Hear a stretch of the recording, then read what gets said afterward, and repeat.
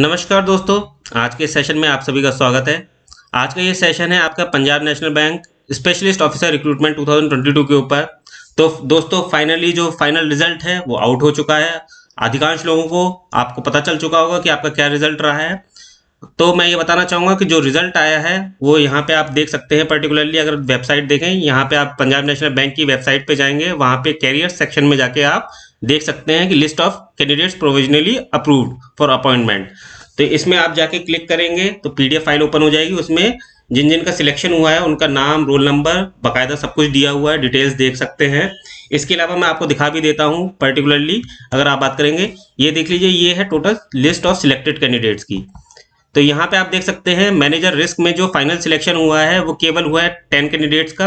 अगर हम बात करें मैनेजर क्रेडिट की, तो उसमें आपका जो सिलेक्शन हुआ है फाइनली वो हुआ है केवल 32 कैंडिडेट्स का।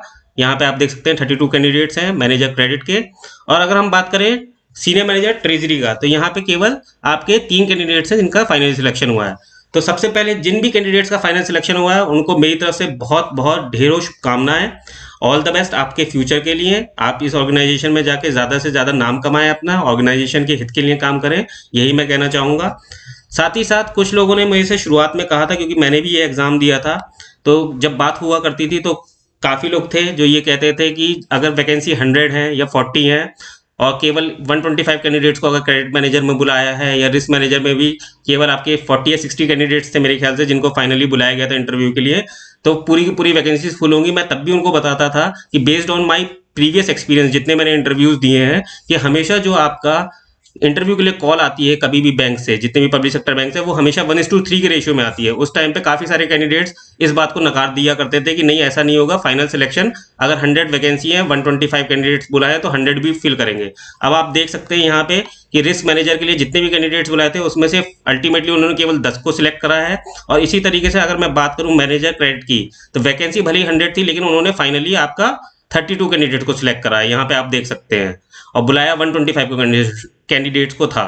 तो इसलिए मैं आपसे अपने प्रीवियस एक्सपीरियंस पे मैंने उनके साथ चीज़ें शेयर करी थी। और कभी भी मैं जो चीज़ है किसी तर्क के ऊपर बोलता हूँ या किसी रीजनिंग के साथ बोलता हूँ जो मेरे प्रीवियस एक्सपीरियंसेस रहे हैं, तो आई थिंक सो शायद आज वो चीज़ें उन लोगों को समझ में आ जाएंगी जिन्होंने उस टाइम पे मुझे कहा था कि नहीं आप गलत बोल रहे हैं। मैं कभी भी गलत नहीं बोलता है, there is a some reason for that.